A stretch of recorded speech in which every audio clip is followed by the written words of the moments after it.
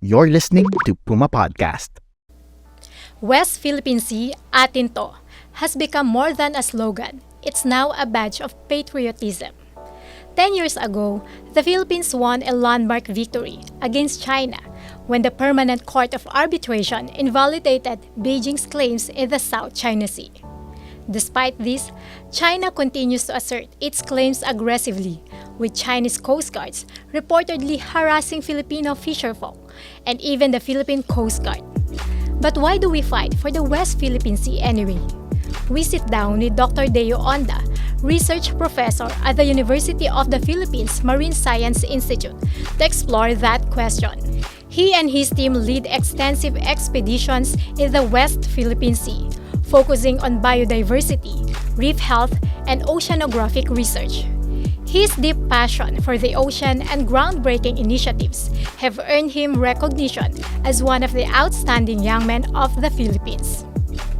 First of all, congratulations, Dr. Onda, for being one of the outstanding young men of the Philippines, and thank you for joining us today. Maraming salamat, Lilian. Maraming salamat sa pag-imbita. Many Filipinos hear West Philippine Sea, but they don't fully grasp its scope. Could you paint us a clear picture of what areas are included? Yeah, oo, siguro marami sa mga kababayan natin akala nila ang West Philippine Sea. Pag tinatanong mo sila, nasa ng West Philippine Sea? Nasa west ng Philippines. Tama naman yun, pero hindi nila nagagrasp kung saan nagbumula at saan natatapos ang West Philippine Sea. Siguro marami, taga-Palawan ako, pag tinanong mo, even ang mga taga-Palawan nasa ng West Philippine Sea. Akala nila yan yung nasa Pag-asa lang yan, Scarborough lang siya, Reedbank lang yan. Pero kung tutuusin, ang buong West Philippine Sea ay mula sa Batanes, nasa norte ng Pilipinas, tapos going 200 nautical miles out hanggang sa west ng Luzon, hanggang sa west ng Mindoro, hanggang sa west ng Palawan at hanggang sa Balabac sa south, no? At ganun kalaki. At pag pinag-usapan natin ng West Philippine Sea, hindi lang ito yung tubig na nakikita mo sa malayo. Actually, pag pumunta ka halimbawa sa Zambales at nalapat mo yung paa mo doon sa tubig, yun na yung simula ng West Philippine Sea hanggang 200 nautical miles palabas. Ganun kalawak ang West Philippine Sea.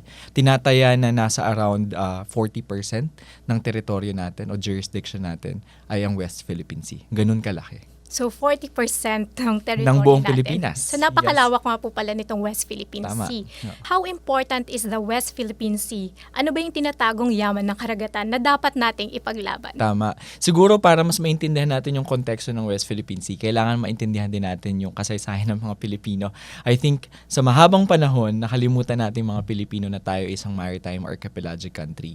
Meaning tayo ay pulupulong mga isla na pinagdudugtong ng katubigan rather than pinaghihiwalay. At dahil doon, marami sa atin, yung kabuhayan natin talagang nakakonekta doon sa kung ano nakukuha natin sa karagatan. Bakit importante ang West Philippine Sea? Dahil kung tutuusin, marami sa mga populasyon ng Pilipinas, sa mga munisipyo ng Pilipinas, lalong-lalo doon sa mga nasa west side, ay nasa tabing dagat. Kung nasa tabing dagat sila, ibig sabihin maraming tao yung nakadepende doon sa ang kabuhayan nila ay nasa karagatan din. At pag pinag-usapan natin ang kabuhayan, hindi lang ito yung pangingisda ha. Kasi ibig sabihin, pag may turismo, mayabong ang coral reefs for example, maganda din ang turismo, maraming pumupunta. Kapag may mga turismo, may mga bangka. Kapag may mga bangka, may mga kumikita. Bukod dun sa pangisdaan, meron din mga binibigay na serbisyo ang karagatan na hindi natin nakikita. No? Sila yung nagbibigay sa atin ng oxygen. Sila yung reason kung bakit tuwing umaga gusto nating pumunta ng dagat kasi gusto nating lumanghap ng sariwang hangin. Ganyan. So, ang West Philippines ay lahat ito binibigay. May kabuhayan, mayroong industriya, andun yung ecological importance niya, andun din yung tinatawag natin ecological connectivity. So, may mahalagang konsepto siguro dapat maintindihan ng mga kababayan natin. Kung ano man yung nakikita natin sa pangpang ng Pilipinas, konektado yan doon sa mga nakikita natin sa Pag-asa. Isipin nyo na lang halimbawa yung mga itlog ng corals. Yung mga itlog ng corals, pag pinanganak sila sa Pag-asa, yung mga itlog na yon dumadalo yun kasama ng tubig. At yung mga yun na napapadpad sa pangpang ng Palawan. So, meron kang pinanggagalingan, meron kang pinupuntahan. Ngayon, kung patuloy na nagde-degrade yung corals natin sa pangpang ng Palawan, kailangan patuloy din siyang sinusuplayan ng bagong itlog. At yun yung mga nanggagaling sa mga bahura na nasa malayong karagatan ng West Philippine Sea. Pero dahil nga dun sa mga nangyayari ngayon, may artificial island building, illegal fishing, nasisira yung corals. Ibig sabihin, nasisira din yung pinagmumulan ng corals. Ano na lang mangyayari doon sa pangpang na nasa Palawan at saka Zambales kung patuloy na masisira yung pinanggagalingan, no? So mahalagang maintindihan ng mga Pilipino na hindi lang ito dahil usapin ng teritoryo, hindi lang ito usapin ng kung kanino ba, pero usapin din ito ng survival. Kung walang tayo makukuha sa West Philippine Sea, walang pagkain na makukuha, anong mangyayari doon sa mga Pilipinong araw-araw na nakadepende doon ng kabuhayan nila sa West Philippine Sea? No? So everything is really connected po talaga. Oo. Mula dun sa livelihood, sa industriya, Oo. and then sa ecosystem po Oo. natin. And then I would like also to ask now, Dr. Deo, why protecting West Philippine Sea is very important in terms of livelihood and of course for future generation din po natin. Oo, naalala ko may isang malaking issue bago bumaba yung dating presidente. Sabi niya, okay na yan, pabayaan na natin West Philippine Sea kasi wala namang nakukuha dyan. Ano? Pero yung mga scientifico, sila yung biglang lumabas, no? At sinabi nila na hindi. Actually, ang mga malalayong corals tulad ng Scarborough, tulad ng Pag-asa, tulad ng Sabina Shoal, ang mga ito ay nagpapakain ng 2.5 million Filipinos. Yun lang yung mga yun, ha? Pero kung tutuusin, napakalawak ng West Philippine Sea. Ang key kasi doon ay access. Una, kailangan mapuntahan ng mga Pilipino yung mga dagat na yon para makakuha sila ng isda. Pangalawa, kailangan yung mga environments o yung mga habitats ay malulusog, healthy, no? Para mabuhay yung mga isda at may makuha sila. At pangatlo, dapat nakikita natin na kung ano man yung nangyayari dito sa pangpang ng Pilipinas, ay diretso ding maapektuhan yung mga coral reefs na nasa iba yung karagatan. Siguro, kailangan nating maintindihan na kung ano man yung mangyayari sa West Philippine Sea, hindi lang nito apektado yung mga senador natin na nag-uusap ngayon tungkol sa teritoryo. Hindi lang to usapin ng mga kongresista. Usapin actually ito ng bawat Pilipino na araw-araw lumalabas, araw-araw nakikisalamuha at araw-araw nakadepende dun sa nakukuha nila sa karagatan. 40% muli, gusto ko lang i-remind talaga, 40% ng Pilipinas ay nasa West Philippine Sea. Kung masisira lahat ng corals na yon, kung walang access sa mga mangingisda, kung patuloy nating papabayaan yung ecosystems, anong mangyayari doon sa lahat ng populasyon, lahat ng komunidad at lahat ng coastal communities na nakaharap sa West Philippine Sea? So na-mention nyo din po yung access po dun sa karagatan. Pero with what's happening right now, dahil nga po sa pag-claim din ng ibang bansa sa ating territory, so yung mga mangingisda din natin, nagiging limitado din yung kanilang kakayahan para mangisda at magkaroon ng kabuhayan. So, what do you think po yung magiging role ng science in terms of strengthening our position? At siguro i-share ko lang din, Lilian.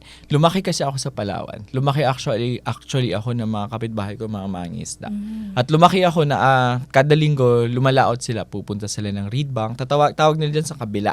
Kasi ako ay nakatira sa harap ng Sulusi, no? Pero napansin ko nung mga nagdaang taon, siguro ito mga past 5-6 years, marami sa kanila nagbago na ng kabuhayan. Hindi na sila mangingisda.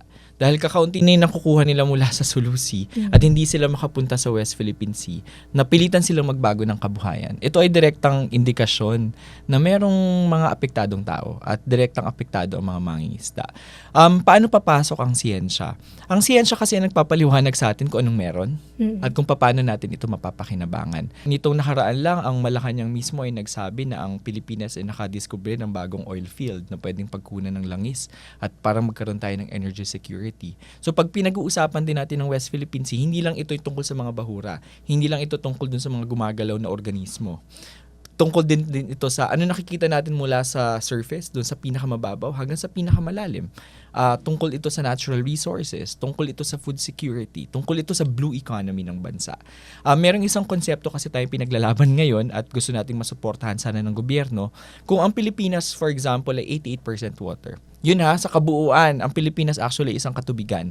88% tubig tayo. Anong pwede nating makuha doon sa 88% natin na katubigan na pwedeng sumuporta doon sa ekonomiya ng bansa? Again, mahirap itong sagutin kung walang pag-aaral, kung walang research. Kasi hindi nga natin alam kung anong makukuha natin doon, tapos hindi rin natin alam paano i-develop, no? So dito talaga pumapasok yung mga scientists. And you mentioned po kanina, Dr. Deo, since 2019, UPMSI has been doing expedition to the West Philippine Sea. Can you walk us through kung ano po yung experience nyo dito para syempre dito sa ating mga listener, no, maintindihan nila kung gaano ba kahirap din yung trabaho ng mga researcher, ng mga scientists. Oo, tama. Mahalaga na gumagawa din tayo ng siyensya at araw at taon-taon tayong bumabalik dito. Kasi doon sa pagpunta taon-taon, nakikita natin paano nagbabago ang mga bagay-bagay. At pag meron tayong datos, malalaman din natin bakit sila nagbabago. At pangatlo, kung nagbabago sila, paano natin matutulungan yung environment para hindi sila magbago ng tuluyan at maapektuhan tayo. So, ang ginagawa namin bilang mga marine scientists, we go there, we actually collect data, baseline, makikita natin, tumataas ba ang temperatura? Bakit tumataas? Nagbabago ba yung dami ng coral reefs? Bakit sila bumababa? Ano kaya yung mga indikasyon at ano mga aktibidad na nakakaapekto sa West Philippine Sea? So yun yung ginagawa natin. Kapag naintindihan kasi natin kung anong nangyayari doon at naintindihan natin kung bakit, nakakagawa tayo ng mas magandang pulisiya at batas para mas maprotektahan sila. Ngayon bilang isang scientist, oo no, hindi ganun kadali. Kasi pag sinabi mo marine scientist, hindi pwedeng nasa pangpang lang kami. Kailangan namin puntahan mismo yung lugar. So noong 2019, bumalik ako bilang scientist sa Pilipinas noong 2018. At isa sa mga trabahong binigay sa akin, dahil bata ka naman at experience ka, ikaw mag-lead ng expedition papunta ng West Philippine Sea. So noong 2019, nangyari yung tinatawag nating Protecta WPS. Isa itong proyekto na pinondohan ng DNR at katulong namin ng national government. Nagdala kami ng maraming marine scientists para mas intindihan gaano kadaming corals pa meron. Gaano kadaming isda pa ang meron, gaano kadaming seaweeds pa ang meron. In terms of geology, ano yung characteristics ng mga isla. Nangyari ito noong 2019 at ang isang maganda indikasyon dito, Lilian, ay marami doon sa mga miyembro ng expedition team, may mga kabataan, mga batang scientists. Mahirap. Kasi biruin nyo, 2-3 linggo kaming nasa dagat. Tapos, araw-araw ang trabaho, no? Gigising kami ng 5:00 ng umaga para mag-prepare ng gears. Lalabas kami kasama ng rubber boat. Magdadive kami buong araw. Magpoproseso kami ng mga nakolekta namin hanggang gabi. Matutulog siguro kami ng 1:00. Pero gigising ka uli ng 5:00 ng umaga. So, ganun yung routine habang nasa barko ka. At ginagawa namin ito sa loob ng 2-3, minsan 2 buwan. Ano? Habang mas marami kaming napupuntahan, mas tumatagal kami sa dagat. Pero masaya. Kasi, I think bilang isang scientist, isang privilege na makapunta sa mga lugar na hindi napupuntahan ng lahat, pero mas responsibility na ikwento kasi yung mga nakita mo dun sa mga lugar na yun na hindi nakikita rin ng lahat. So yung expedition nyo po, nag-start ito dito sa Manila? Oo, Then dito going sa to Manila. Pag-asa Island or different seas po? Oo, kami, siguro from Manila, pupunta muna kami ng Palawan, tapos pupunta tayo ng Sabina, then papunta tayo ng Pag-asa. May mga instances din na nanggagaling kami sa Maynila, diretso kami ng Pag-asa. Depende sa panahon, ano. Kapag mas malakas ang alon, mas malakas ang hangin, minsan pinipili namin na dumikit sa mga isla para mas safe.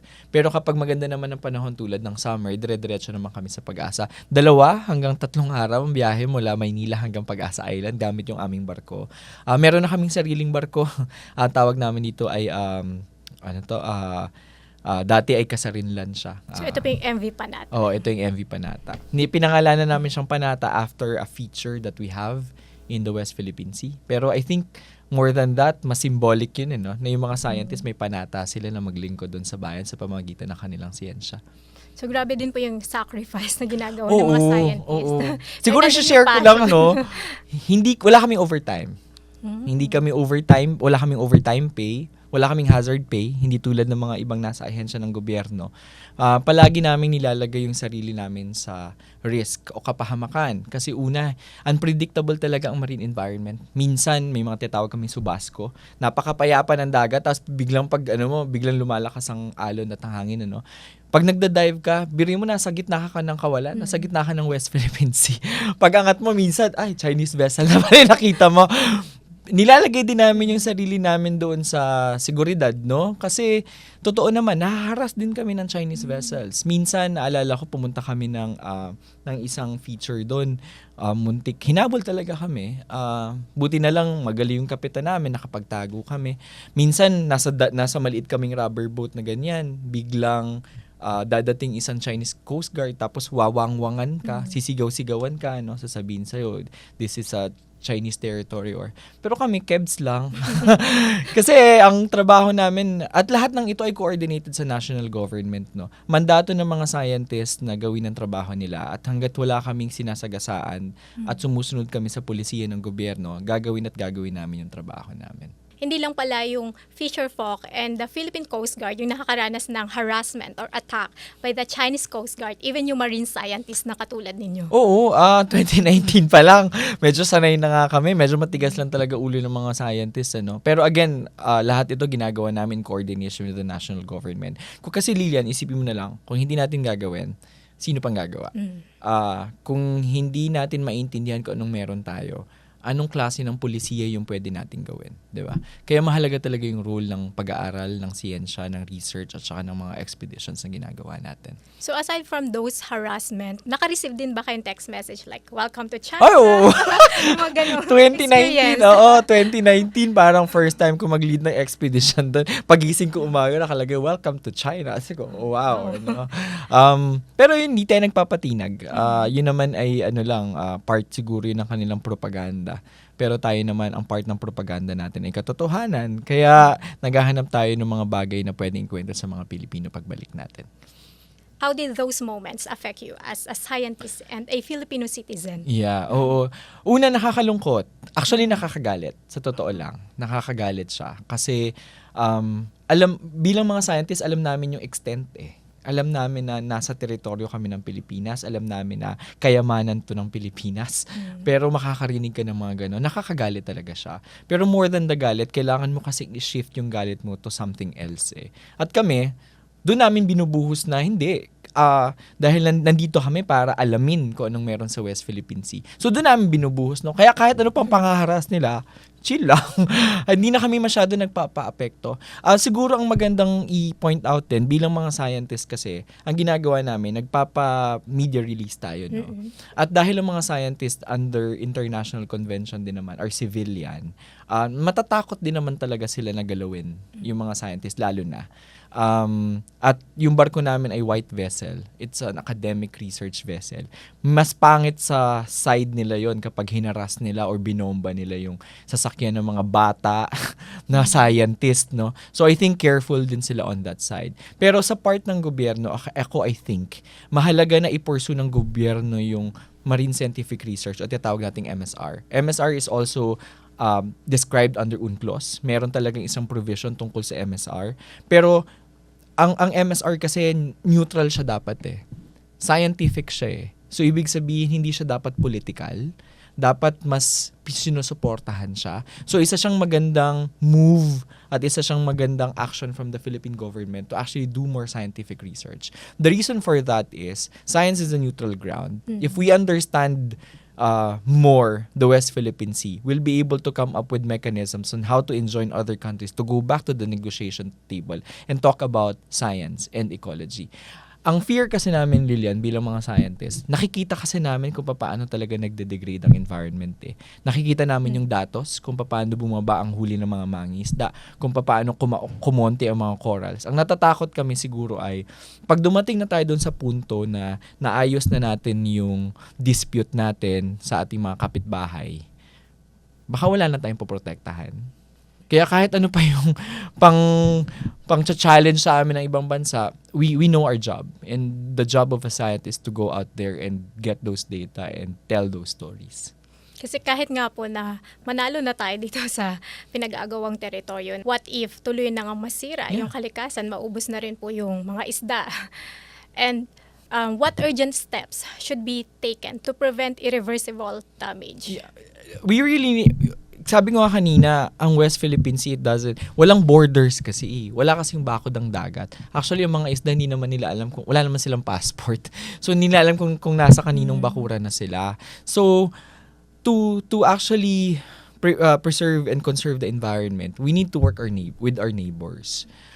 Kaya two-way yan. No? Hindi natin nilalaglag yung ating karapatan at yung pag-assert natin sa ating sovereignty. Pero I think we need to also come up with a framework where other countries, actually all countries around the South China Sea, should be able to work together and come up with a management and conservation framework na lahat tayo mismo ay makikinabang. Actually, yung mga modeling studies namin, yung mga pag-aaral namin, nagsasabi na yung mga itlog mula sa Pag-asa, hindi lang yan sa Palawan napupunta. Napupunta yan sa China, sa Malaysia, sa Vietnam, sa Indonesia, sa Thailand, no? So, lahat ng mga bansang ito ay magiging apektado. Pero dahil masyado tayong natatabunan at natatakot talaga doon sa territorial dispute, nakakalimutan natin na isa sa dapat natin gawin at isa sa commitment natin din sa Sustainable Development Goals ay yung preservation and conservation of the marine environment. So, I think doon pumapasok talaga yung siyensya. Tinatawag namin itong science diplomacy. Ibig sabihin, why not talk about the fish who actually don't have passports, and then let's see how we will be able to conserve the stock in the population of the fish. Maraming pag-aaral kapag tuloy-tuloy ang mga nangyayari ngayon na illegal fishing activities sa South China Sea. Pwedeng mag-collapse ang fisheries by 2050, no, sa South China Sea. At ayaw natin ito. Doc Deo, punta naman tayo dito sa deep passion mo for oceans. Literal na deep. So, in 2021, you became the first Filipino to dive into the Endem Deep. So, it's the third deepest point on Earth. So, what did that moment mean to you personally and professionally? And of course, to the Philippines as a maritime nation? When I became an oceanographer, when I was doing my PhD sa Canada, ang thesis ko nasa Arctic, no, North Pole. So, ang lamig-lamig. Noong 2018, sabi ko, babalik ba ako ng Pilipinas? Kaya ba? May barko ba para magamit ko bilang isang scientist? And then I realized, if I will become a scientist somewhere else, I will just be one of the many scientists. Kung nag-pursue ako ng career sa Canada o kaya sa Europe, madaming mga scientists doon. Pero naisip ko, kung babalik ako ng Pilipinas, ilan lang ba kaming marine scientists at ilan lang kaming oceanographers? So, yung lahat ng ginagawa ko since 2018 is actually maximizing that opportunity. Because I think the Philippines being at the center of marine biodiversity, playground na yan eh. Alam mo yun. So, marami akong mga ginawa na siguro marami para sa amin ay kakaiba, katulad ng West Philippine Sea. At sumunod nga itong Emden Deep. Nakakatawa lang tong kwento ng Emden Deep kasi bilang isang scientist, wala nga tayong masyadong barko, wala tayong masyadong equipment. So, nakarely kami ngayon sa mga collaboration. Pupunta, halimbawa tatawag kami sa mga friends namin na sa ibang bansa, pwede ba tayo mag-collaborate para yung barko nyo pumunta? So, nung natanggap ko itong invitation na to sa Philippine Trench Expedition, I thought, it's just one of the usual collaborations that we'll be having, na parang sasakay kami ng barko, gagawa kami ng studies, magde-deploy kami ng equipment. Akala ko yun lang talaga siya. I think 2 months before the expedition, sabi sa akin, so you're ready to dive? Tapos sabi ko, where? Doon ko lang na-realize na it's actually a deep dive, meaning that you go to the trench. So, at first, nung tinatanong mo, what did I feel personally? Actually, for me, it was just a normal day in the job. So you didn't really prepare for that? May preparations, no? Mas personal yung preparations na parang, health-wise, okay ka ba? Mentally-wise, okay ka ba? Kaya mo ba yung buong expedition, no? But for me, it was more of a personal endeavor. Na parang, para sa akin to. Parang wala, gusto ko lang siyang gawin. Na trabaho lang to. But it was during the trip from Guam to the Philippines, tumawag kasi sa akin yung DFA. Sabi nila, gawa tayong press release. It was actually during that time when I realized that the Filipino people were very interested about it. And doon ako na-realize na parang, wait lang. Bakit ang dami na nag-aabang ng kwento? Alam mo, gusto ko lang naman mag-field trip for a day. Pero doon ko din na-realize na medyo bumigat siya. Doon ko din na-realize that the story of the Endem Deep is actually beyond myself. Na actually doon ko na-realize na ang mga Pilipino naghahanap sila ng mga bagong kwento. At naghahanap sila nung gusto nilang maintindihan kung anong meron sa Pilipinas. And doon ko din na-realize na ang scientist pala, ang role namin is just not to discover, but also to tell stories. Hindi pwedeng gumagawa ka lang ng pag-aaral pero hindi mo to binibigay sa publiko. Kailangan pag gumawa ka ng pag-aaral, ilahad mo yung kwento, i-share mo yung story sa publiko. And I think it's that point when Filipinos realize why science is important, but at the same time, how they're connected to the environment. Talagang naging malalim siya for me. Literal, no? Ano pa po yung nakita nyo doon during your deep dive and how you felt that moment? Yeah, going down, the entire expedition took around 5 to 6 hours going down. So, tagal. Walang CR. Wala CR sa submersible. Dalawa lang kami. Actually, kinakatakutan ko nun, mautot kasi dalawa nga lang kami. Tapos medyo, medyo enclosed yung environment, no? space. Oo. So to share, before you go on expedition like that, you're not allowed to take in any solid food 12 hours before. So, few cups of water, ganun liquid para hindi ka lang dehydrated. So going down, ako yung nagmo-monitor ng mga sensors, nagmo-monitor ng parameters. Alam mo, as an oceanographer and as a marine science professor, it really felt like a fantasy book coming into reality. Kasi yung mga binabasa ko lang sa libro, nakikita ko na siya. Sabi, pagdating ng gantong depth, pag 500 meters, lalamig siya. Tapos nakikita ko, tapos nafe-feel ko lumalamig nga. Tapos pagdating ng gantong depth, wala nang ilaw, madilim na. No? Habang bumababa kasi sa dagat, lumalayo siya sa araw. So, nawawalan siya ng ilaw. Nafe-feel ko yun. So, ako sobrang excited. Para akong bata na sobrang excited. So, walang pressure for me. Second, naiintindihan ko kasi kung ano nangyayari dahil nga marine scientist din ako. Pagbaba doon, ewan ko baka nakita ng mga kababayan natin sa TV yung sinabi na nag-report kami, no? Tapos nagpalakpakan sila kasi we've reached the bottom of the trench. Ako ang ina-expect ko noon, maraming mga unseen creatures from before. The expedition that we did was the first time na crew descent. Ibig sabihin may unang tao na nakababa sa Philippine Trench at saka sa Emden Deep. Nakakatawa kasi pagbaba namin ganun, sabi ko, oh, there's a jellyfish that way. Kasi may lumulutang na puti. That would be the deepest jellyfish ever recorded if ever. Sabi ko, punta tayo doon, di punta kami. Puti, laki-laki, ganun. Oo, jellyfish. Just me, paglapit namin sabi ko, ba't may butas yung jellyfish? Ay, wait lang. Ay, plastic bag pala siya. Oh. So, Even to the deepest. oo, alam mo yon yung feeling naglaland ka papunta ng bottom, parang siyang nasa Mars. Kung nakapanood kayo ng mga Martian movies, ganun talaga yung feeling. Paglapit ko, ay, plastic pala to. You know, the reality hits na I'm still on Earth. Ang pinaka nakakalungkot doon, may nauna pa pala sa amin.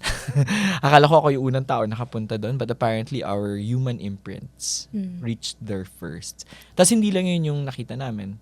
When we started exploring going to the west, which means going to the Philippine side, mas maraming basura yung nakita namin. At buo yung mga to, no? May nakita pa akong teddy bear, may pants, may plastic bags, ganun, dumadami sila. So, nakakalungkot. I was expecting megalodons. Ay, mga malalaking creatures doon. Pero, yun yung nakita namin. Pero aside from that, may mga nakita naman kami mga interesting creatures, mga amphipods ang tawag doon, para silang mga cockroaches of the sea. May nakita kami mga invertebrates. Tapos, first time din namin makakita ng how plastics are actually affecting the deep. Ang plastic pala, pag pumunta siya sa ibabaw, hindi siya basta lumulubog.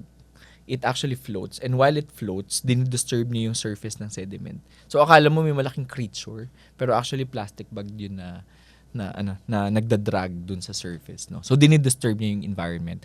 Ito ay para sa akin bilang isang scientist, nakaka-bother ito kasi ibig sabihin, minomodify na ng plastics yung deep environments nang hindi natin nalalaman kung papaano at di natin nalalaman kung anong mangyayari.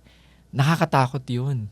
So, gano'n na rin pala kalala yung problema sa plastic. Oo. Kasi sa mga pinakamalalim na area, pinakamalayong lugar na wala namang mga tao, nakakarating na din yung plastic. For the longest time, akala natin ang deep sea environments are protected from the changes happening on the surface. Dahil malalim sila. Dahil malayo sila sa atin. Pero I think the story of the plastics just shows us how connected we are with each of the compartment on Earth. Saan ba nagsimula talaga yung deep passion mo for the ocean?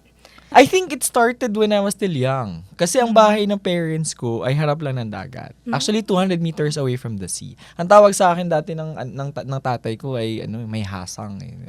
Kasi paghapon from school, napapalo ako kasi mula sa school, punta ako agad ng dagat. Naka-uniform pa ako, maliligo na ako ng dagat. Kapag weekend, 8:00 pa lang ng umaga, nasa dagat na ako. Sunog na yung balat ko, hindi na ako makita sa dilim sa sobrang pagkaitim ko. Nasa dagat pa din ako. Yung nanay ko, galit na galit din kasi tuwing, ang tawag namin hibas, meaning low tide, lumalabas yung reef sa sa, 'di ba? Lumalabas yung reef sa tabi ng dagat. Namumulot ako ng kung ano-ano, starfish, isda, seaweed, ganyan. Lalagay ko yan sa balde, tapos iuwi ko yan sa bahay. Kasi syempre hindi naman mabubuhay yun. So kinabukasan ng baho-baho na niya. And I would do that every week. Pero hindsight, ang sabi ni nanay ko, sobrang mong curious. Pag may dala ka, papakita mo sa akin, tatanungin ko daw siya, ano to? Sabi ni nanay ko, malay ko dyan kung ano yan. So I think from the onset pa lang, meron ng curiosity. Growing up, hindi ko alam na, pwede ko palang masagot yung mga tanong na to na maging curious. So when I went to college, ang kinuha ko ay BS Biology as a pre-med. Kasi magiging doktor nga ako. Yun yung track ko sa buhay. Not knowing na magiging doktor ng dagat. Oo, not knowing. Pero later on, meron kasi isang course marine ecology. Sa marine ecology, doon ko na, yung mga tanong dati sa nanay ko na hindi niya masagot, doon ko nasagot. Tapos, alam mo yung satisfaction, yung inner child mo na nasa-satisfy. Sabi ko, parang ito yung gusto kong gawin. Na if I can actually discover more, answer more questions, I think dito ako masaya. So, and I pursued that, that career of being a marine scientist. You're tagged now as Dr. Oo, Dagat. kasi And lahat there's actually a children's book po, di ba? Oo, Na pero yung inspired kwento you. nung children's book na yon, in 2018 I came back. 2017 I came back to the Philippines before I did my postdoc sa Germany. Nasa Palawan ako. Hindi ako umuwi pala ng Pilipinas for 5 years while doing my PhD, no. Kasi ang promise ko sa uwi lang ako pagtapos na ako. So in 2017 I went back. Nasa tabing dagat ako naglalakad. May mga bata doon. So yung mga bata biglang tumakbo sa akin. Sabi niya, kuya, ano to? Nadala siyang seaweed. Sabi ko, ayan, syempre, marine scientist. Explain ako, tawag dyan seaweed. Yan. So, ngayon Ito nasasagot mo na yung mga nangyari. tanong ng mga bata. And I really saw myself in those kids, no, asking questions that time, pero walang makasagot ng tanong. Tapos, alam mo yung question na yon, yung isang tanong na yon, naging 2 hours. Tanong na sila, bakit uminit ang dagat? Ba't pag ganitong panahon, malakas ang hangin? Bakit pag ganitong panahon, walang huli yung tatay ko? Alam mo yun, that curiosity. Tapos before kami mag-end, mga mainit na kasi, 10:00 na ng umaga. Sabi ko, tara, uwi na tayo. Sabi niya, bakit ang dami-dami mong alam? Sabi niya sa akin, bakit ang dami mong sagot? Sabi ko, kasi ito yung trabaho ko. Ang trabaho ko ay isang scientist. Sabi niya, para ka palang doktor ng dagat. And I told this story in one of the programs I attended. And then there was this writer who was very much inspired, I guess, by that conversation. And she turned it into a book. Si Ma'am Rose Torres yun. Pagkatapos kasi ng conversation na yon, the following day, naglalakad ako sa amin. Maliit na bayan lang amin, Brooks Point. So, dami-dami pang tarpaulin. Pag umuwi ka kasi, Sa probinsya. Pag uwi ko galing family Canada, mo, relatives, ang dami tarpaulin ang mukha ko doon. They're very Welcome proud back. of you, Oo, yeah. sa pagbabalik mo. Oo. Pero, di ba, culture kasi natin yan eh. So, yung nanay lumapit sa akin, tanong sabi niya, parang, thank you for inspiring my child.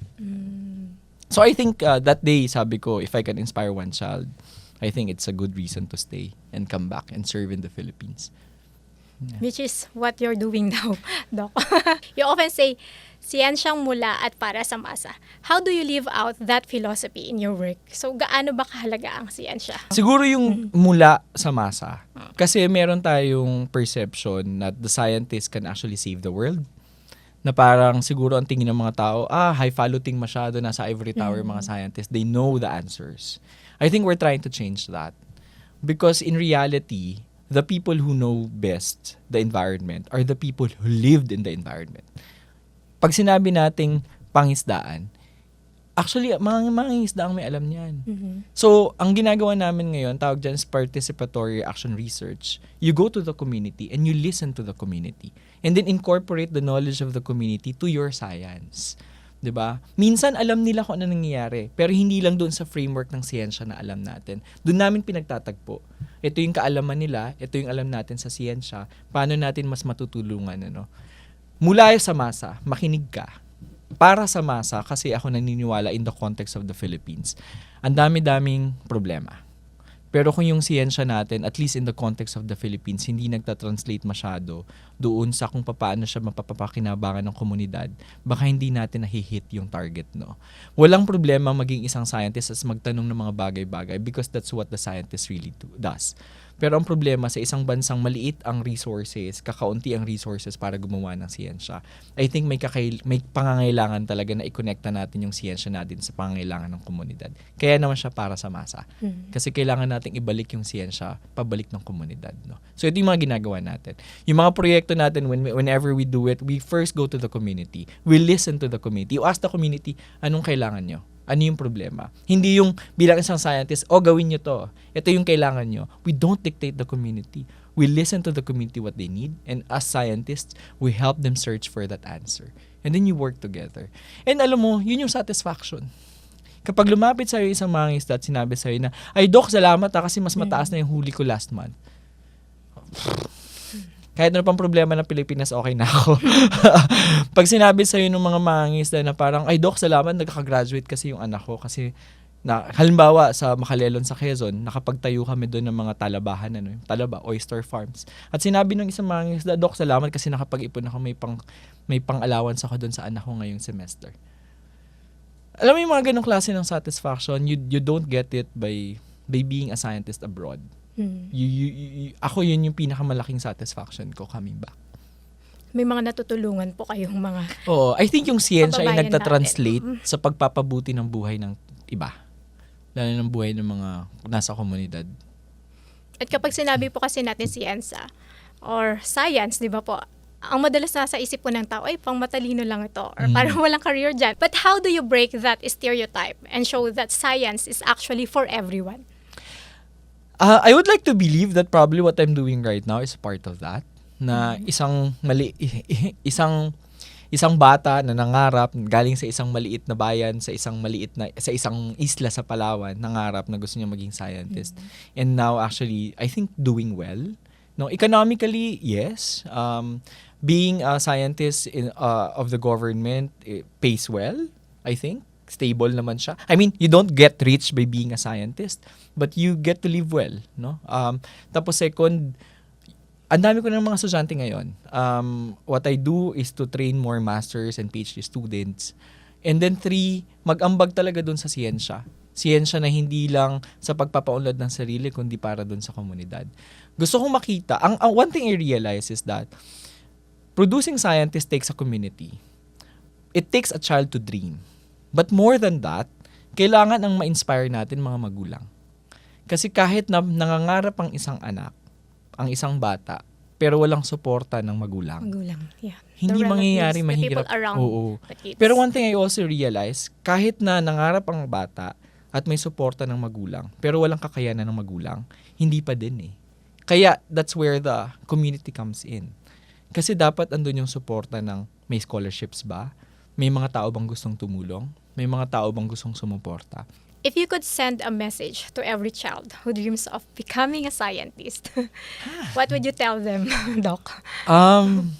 Dream big.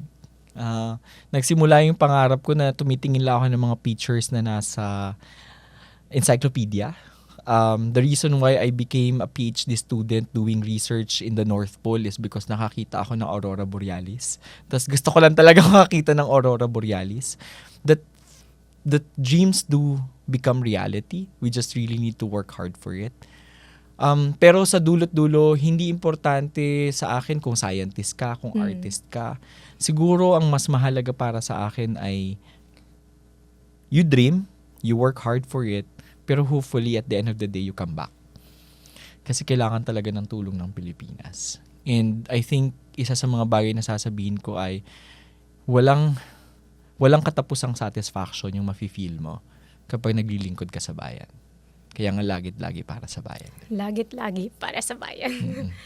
Any message din po to every Filipino, to our listeners, on how we should stand or protect the West Philippine Sea? Yeah. Paano ba tayo makaka-contribute doon? Matagal na tayo mga taong dagat. Sana ma-rekindle natin yung identity na yon. Kapag pumupunta tayo sa ibang isla, alalahanin na hindi tayo hinihiwalay ng dagat. Pero pinagdudugtong tayo actually nito. At bilang isang bansa na may 7,641 islands, pinagdudugtong tayo ng mga katubigan na nasa paligid natin. Siguro yung pangalawa din is, hindi lang kasi usapin ito ng teritoryo at politika. Usapin ito nung araw-araw na mga mangingisdang pumupunta, nakikinabang at nakadepende yung buhay nila. So, kahit hindi natin pag-usapan ng teritoryo, pag-usapan natin ilang Pilipino ang nakikinabang at nakadepende ang kabuhayan sa West Philippine Sea. Kung masisira ito, kung mawawala ito, anong mangyayari sa kanila? Sana ituon din natin yung kwento doon sa mga tao na araw-araw nakikisalamuha sa West Philippine Sea. And with that, West Philippine Sea, atin to. Atin ito. West Philippine Sea, atin to. to. The West Philippine Sea is not just a line on a map. It is a lifeline. It feeds our communities, protects our coastlines, and sustains ecosystems that the world depends on. While geopolitics may dominate the headlines, science quietly builds the foundation of our rightful claim. Through research, mapping, and exploration, Filipino scientists are turning data into defense. Their work reminds us that patriotism is not only loud, it can also be measured, documented, and proven. In protecting our seas, we protect our future.